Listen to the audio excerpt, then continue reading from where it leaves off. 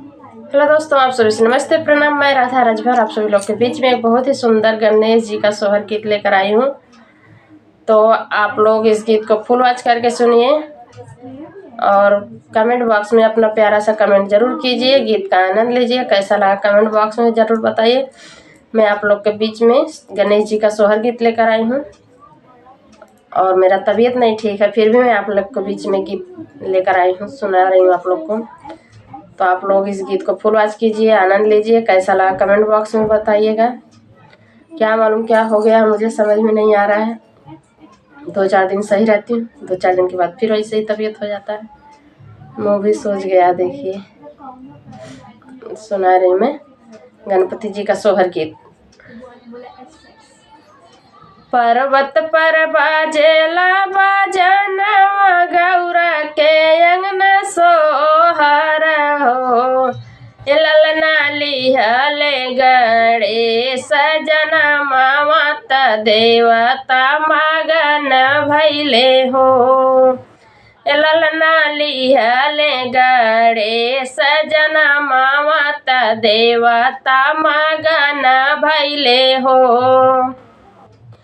पर्वत पर बाजेला बाजनवा गौरा के अंगना सोहर हो। ललना गौरी के जनम गणेश देवता मगन भैले हो। ललना गौरा के जनम गणेश देवता मगन भैले हो। लक्ष्मी जी आरती उतारली गंगा नहवावेली हो। ललना नारद जी बीड़ा बजावे त नंदी गणना चाही हो। ललना नारद जी बीड़ा बजावे त नंदी गणना चाही हो। लक्ष्मी जी आरती उतारली गंगा नहवावेली हो। ललना नारद जी बीड़ा बजावे त नंदी गणना चले हो। ब्रह्मा जी वेद सुनावे त सरदा मैया सोहर हो। ललना विष्णु जी शंख बजावेले शिव जी के जगावेले हो। ललना विष्णु जी शंख बजावेले शिव जी के जगावेले हो। ब्रह्मा जी वेद सुनावे त सरदा मैया सोहर हो। ललना विष्णु जी शंख बजावे त शिव जी के जगावेले हो।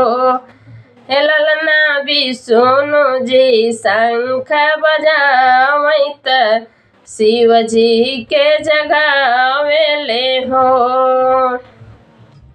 सब देवता फूल बरसावे त मोदक खियावेले हो।